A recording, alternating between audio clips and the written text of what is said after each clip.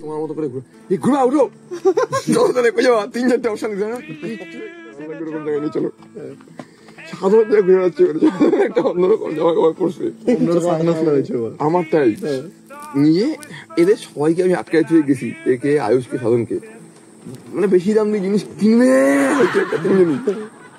সিঁদুর থেকে নিস বলে 2 মিনিট গেছি আইসে দেখি 3 জনে জামা প্যান্ট কিনে পইরে ফেলাই চুকে নেই